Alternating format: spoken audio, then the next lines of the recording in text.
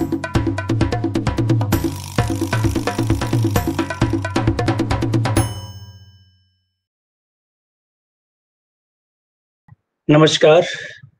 देशज के खास आयोजन गल्प गोई में आपका हार्दिक स्वागत है, अभिनंदन है। आज हमारे साथ हैं हिंदी की कथाकार क्षमा शर्मा। मैं हार्दिक स्वागत करता हूं, अभिनंदन करता हूं कि क्षमा मैम ने हमारा आग्रह स्वीकार किया और गल्प गोई के लिए कहानी पाठ करने आज आई हैं। क्षमा मैम का 17 बाल उपन्यास प्रकाशित है। इसके अलावा बच्चों के लिए 14 कहानी संग्रह भी। यह बहुत महत्वपूर्ण तथ्य है कि वे एक साथ बच्चों के लिए भी लिखती हैं और वयस्कों के लिए भी। विश्व की 20 क्लासिक बाल कथाओं का उन्होंने हिंदी में तर्जुमा किया है। इसके अलावा इनके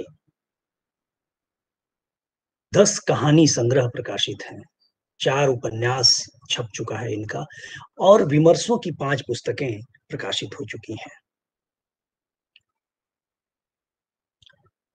गांव की बेटी टेलीफिल्म इन्होंने लिखी है और इनकी एक कहानी रास्ता छोड़ो डार्लिंग पर दूरदर्शन ने फिल्म बनाई है। अनेक पुरस्कारों और सम्मानों से सम्मानित आज की मेहमान कथाकार क्षमा शर्मा जी का मैं हार्दिक स्वागत करता हूं, अभिनंदन करता हूं और उनको कहानी पाठ के लिए आमंत्रित करता हूं। क्षमा मैम। पढ़ूंगी आपके लिए लड़की जो देखती पलट कर। ये छपी थी इसी संकलन में, लड़की जो देखती पलट कर। ये भी वाणी से छपा है संकलन, 2011 में छपा है प्रथम संस्करण। और ये कहानी मैं समझती हूँ आउटलुक में छपी थी। मानस का स्कूटर बाहर भीग रहा था, दीवारों पर पानी बह रहा था, पत्ते आपस में हिल मिलकर पानी की बौछारें नीचे फेंक रहे थे। एक बिल्ली खिड़की के बाहर की शहतीर पर बैठी जासूसी आंखों से दुनिया को देख रही थी। चिड़ियों ने पानी से बचने के लिए पंख फुला लिए थे। छपाक, एक कांच सड़क पर पसरे गंदले पानी की बौछार करती दौड़ गई थी। मानस वर्मा अपने कमरे से ये दृश्य देख रहा था। वो अकेला था, दूसरे शहर का लड़का। शुरुआती दिनों को नहीं सोचे तो बेहतर। घड़ी की सुइयां दौड़ रही थी, रुक रही थी और वो मंद मंद मुस्कुरा रहा था। फिर उसने एक नंबर डायल किया अपने मोबाइल पर। सर, बहुत बारिश है। सर, भीग गया हूँ। जी सर, वहीं खड़ा हूँ, कोई बस भी नहीं आ रही। स्कूटर नहीं लाया, टायर पंक्चर हो गया था। काम तो हो नहीं सका, कंसल्ट पर्सन ही नहीं आया। अगले हफ्ते देख लेंगे। जी सर, ठीक है, टैक्सी से आ जाऊंगा। Thank you sir. Mobile switch off करने के बाद वो जोर से हंसना चाहता था मगर नहीं हंसा। 12 बज रहे थे, बारिश भी तब थम सी रही थी। थोड़ा भीगना भी जरूरी था दिखाने के लिए। उसने कमरा लॉक किया और बाहर निकल आया। पानी सड़क पर ऐसे भरा था कि बाढ़ आ गई हो। चलते हुए वो बस स्टॉप पर आ गया। बस स्टॉप पर इक्का दुक्का सवारी ही खड़ी थी। एक लड़की बार बार उचक उचक कर उधर देख रही थी जिधर से बस आनी थी। मानस ने उधर नजर डाली। क्या जलवा है मेरी जान। सोचा कि क्यों न इसे कॉफी पीने के लिए इनवाइट किया जाए। मान गई तो बल्ले बल्ले, नहीं मानी तो कोई बात नहीं। मगर अगर ज्यादा पटाखा निकली और पुलिस बुला ली तो? इस बारिश में पुलिस क्या इसकी ताबेदार है जो दौड़ी चली आएगी? रिस्क लेकर तो देखो मानस वर्मा, तुम छोटे शहर वालों में ये बड़ी बुरी बात है कि रिस्क लेने से पहले बहुत डरते हो। तभी एक रूमाल बेचने वाला पास आकर उठाकर बोला, ले लो रूमाल, सस्ते हैं। कैसे दिए? मानस के पास खड़े आदमी ने पूछा। 10 के 2। ऐसे में बरसाती या छाता होता तो खरीद भी लेता, रूमाल तो मेरी जेब में है। कहते हुए वो आदमी खुद ही हंस पड़ा। रूमाल वाला मानस के पास पहुंचता इससे पहले ही उसने हाथ के इशारे से मना कर दिया कि नहीं चाहिए। तभी सामने से एक बस आती दिखी। लड़की ने कुछ कदम आगे बढ़ाए। ओ गॉड, बिना कॉफी पिए ये चिड़िया फुल हो जाएगी। Bad luck. मानस फिर 2 कदम लड़की की तरफ बढ़ा, मगर थैंक गॉड बस वो नहीं थी जिसमें लड़की को जाना था। इस बस रूट में तो मानस को जाना था, मगर उसने बस छोड़ दी और एकदम लड़की के पास जा पहुंचा।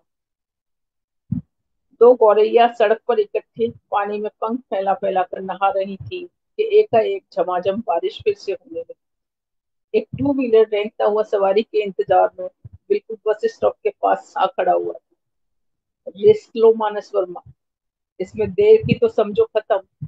तुम जैसों की मुसीबत ही ये है कि जब तक आगे बढ़ने की सोचते हो गाड़ी रफ्तार पकड़ लेती है। बारिश इतनी तेज थी कि सड़क के पार वाला पार्क धुंधला दिखाई दे रहा था।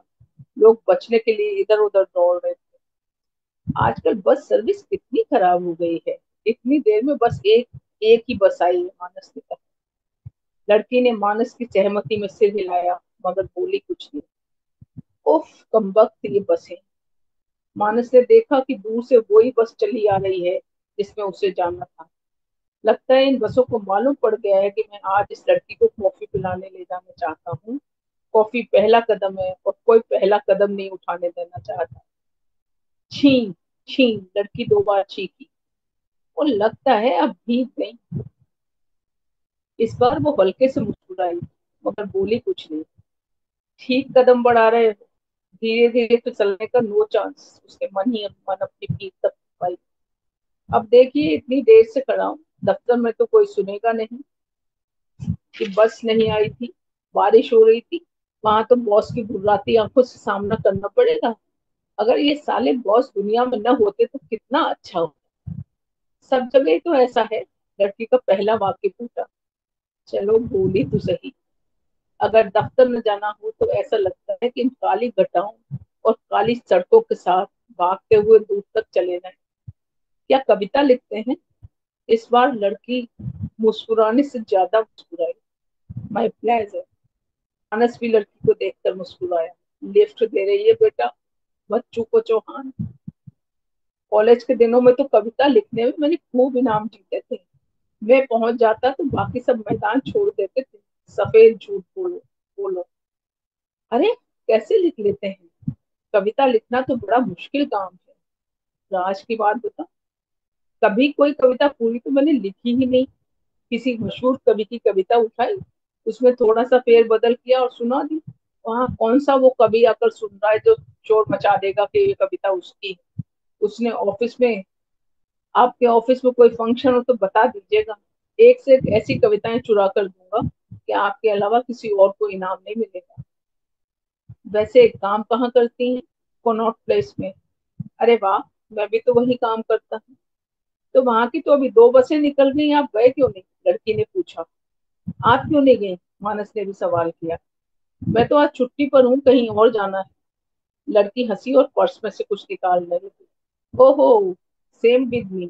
मैं भी छुट्टी पर हूँ, मुझे भी कहीं और जाना है, किसी फ्रेंड से मिलने। वैसे आपको कहाँ जाना है?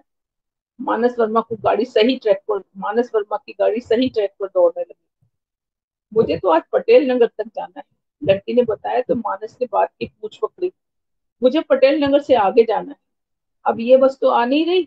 ऑटो सामने खड़ा है, कहिए तो ऑटो कर ले, आपको छोड़ता हुआ आगे निकल जाऊंगा। ठीक है चलिए, लड़की ने कहा। तो मानस को सहसा यकीन नहीं हुआ। तभी उसका मोबाइल बजा। उधर बॉस था।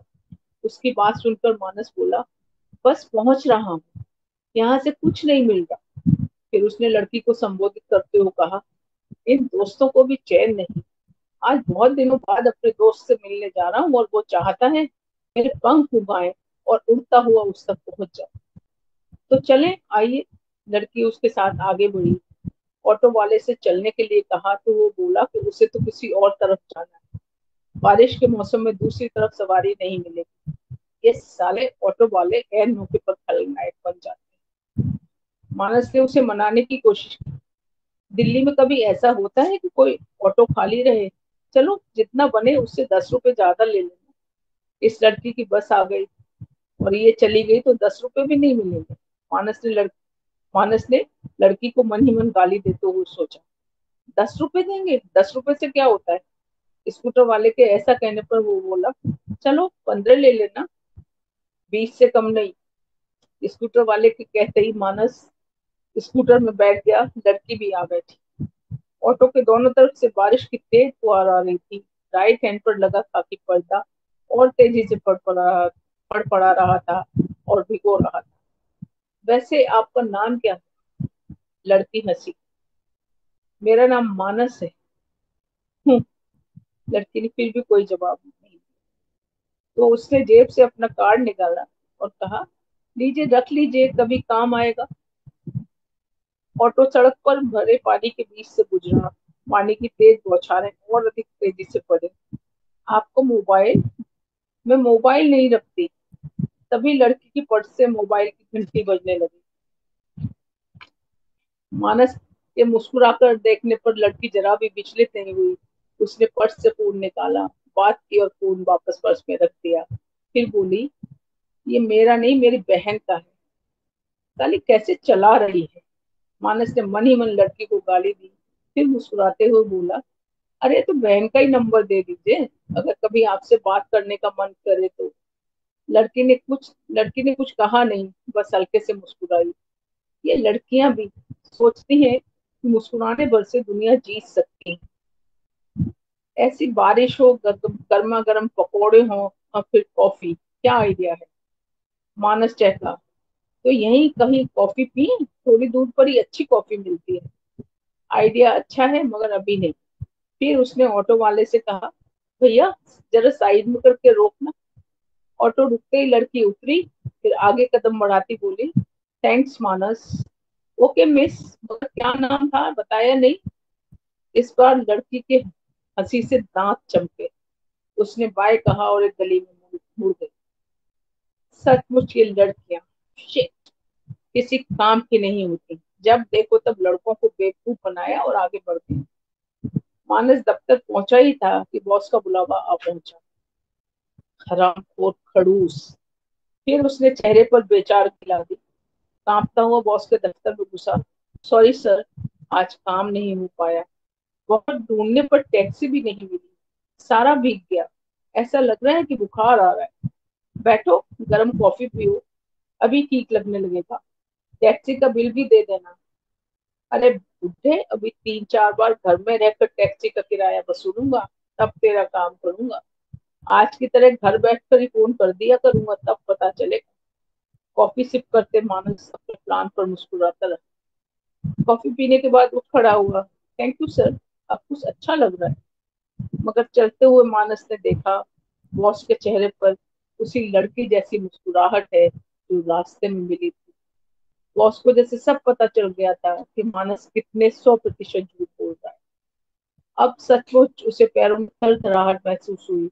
वो जल्दी ही बॉस के कमरे से बाहर निकल आया, इस डर से कि कहीं और कुछ गलत न निकल जाए मुंह से। वो तेज कदम बढ़ाता अपने कमरे की तरफ बढ़ गया।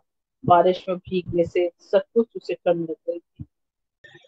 बहुत बहुत शुक्रिया मैम, आपने कहानी पढ़ी। मुझे पूरी उम्मीद है कि देशज के दर्शकों श्रोताओं को आपकी कहानी पसंद आएगी और बहुत सारे लोग आपकी कहानी के किरदारों को अपने आसपास तलाशेंगे या उन्होंने देखा महसूस किया भी होगा। जिन बदलावों को आप रेखांकित कर रही थी अपनी कहानी में, वो भी हो सकता है बहुतों के जेहन में कौंध जाए। बहुत बहुत शुक्रिया आपका, बहुत आभार। मैं आप सभी सुधी श्रोताओं दर्शकों से आग्रह करता हूं कि आप अपने मन के विचार इस कहानी पर, आप अपनी टिप्पणी या आपके भीतर कोई सवाल आता है तो उसको कमेंट बॉक्स में लिख कर भेजें। हम लोग अपनी कथाकार क्षमा शर्मा जी से आपके सवाल पूछेंगे। बहुत शुक्रिया, बहुत